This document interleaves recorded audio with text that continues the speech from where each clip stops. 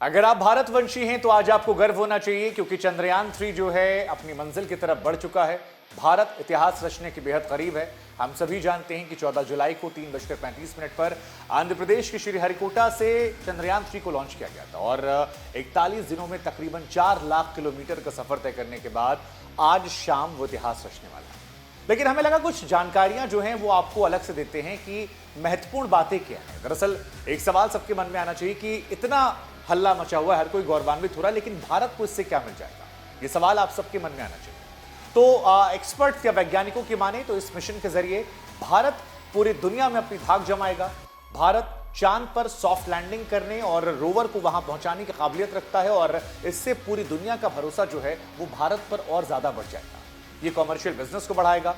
भारत ने LV M3 M4 से चंद्रयान को लॉन्च किया था और इसकी काबिलियत जो है वो दुनिया पहले भी देख चुकी है, हालांकि क्योंकि अमेजॉन के फाउंडर जेफ बेजोस जो हैं उन्होंने अपनी कंपनी ब्लू ऑरिजिन में LV M3 रॉकेट के इस्तेमाल का इंटरेस्ट दिखाया था और वहीं से समझ में आ गया था कि अगर दुनिया के बड़े उद्योगपति भारत और भारत की टेक्नोलॉजी को लेकर इंटरेस्टेड हैं तो भारत का दबदबा बढ़ा है। लेकिन अब ये दबदबा जो है ये और बढ़ेगा क्योंकि भारत पहला वो देश होगा जो साउथ पोल पर जाएगा।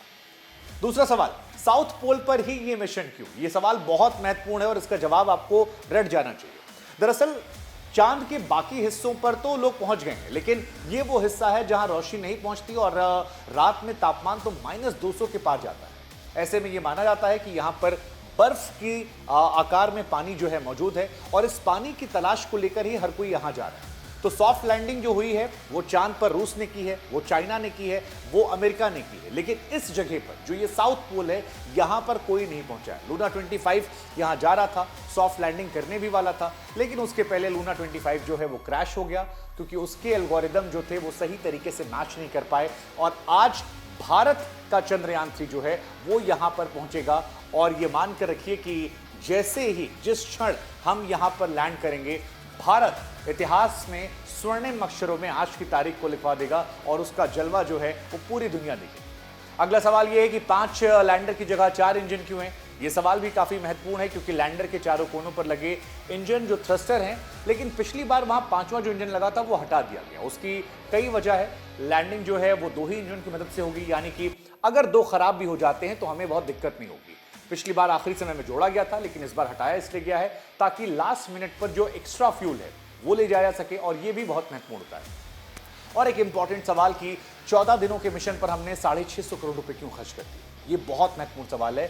तो उसका वजह यह है कि 14 दिन तक चांद पर उजाला रहता है, 14 दिन तक यहां पर रात रहती है और जैसे ही रात होती है तापमान -100 से 200-250 तक पहुंच जाता है। सोलर पैनल से पावर जनरेशन क्योंकि चंद्रयान करता है, लिहाजा दिन में तो जनरेट कर लेगा, लेकिन जब 14 दिनों की रात आएगी तब वो पावर जनरेट नहीं कर पाएगा और उसके इलेक्ट्रॉनिक्स डिवाइसेस जो हैं वो ठंड की वजह से खराब हो जाएंगे।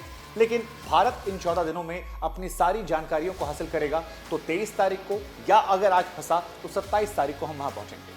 अमेरिका, रूस, चीन के बाद ऐसा करने वाले हम चौथे देश होंगे और खास बात यह भी है कि चीन केवल इकलौता ऐसा देश है जो पहले प्रयास सफल रहा था, लेकिन वो भी इस जगह पर साउथ पोल में नहीं पहुंच पाया था जहां हम पहुंच गए।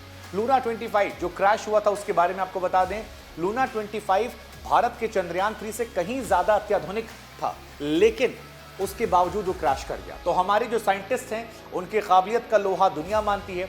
लूना 25 का जो रॉकेट था वो ज्यादा मजबूत था। लूना 25 जो था वो दिन रात की परवाह किए बगैर वहां रह सकता था क्योंकि उसकी टेक्नोलॉजी काफी ज्यादा हाईटेक थी, लेकिन हाईटेक टेक्नोलॉजी ज्यादा पैसा खर्च करने के बावजूद भी वो साउथ पोल तक नहीं पहुंच पाया। जबकि हमारे वैज्ञानिक इस बात को लेकर कॉन्फिडेंट हैं कि अगर 1-2 इंजन खराब भी हो जाते हैं तो भी हमारा लैंडर जो है वहां पहुंचेगा और जैसे ही वहां वो पहुंचेगा एक इसरो का लोगो और दूसरा अशोक स्तंभ जो है वो वहां पर प्रकाशित होगा। तमाम तस्वीरें जो हैं वो निकल कर आ रही हैं और 40-41 दिनों का जो ये मिशन था तकरीबन अपने पूरे कगार पर है। Let's just hope, let's just finger cross. और आप जहां भी हैं, जिस भी ईश्वर अल्लाह वाहे गुरु को मानते हैं उससे प्रार्थना कीजिए, दुआ कीजिए ताकि भारत अपना नाम जो है विश्व पटल पर स्वर्णिम अक्षरों में लिखा सके।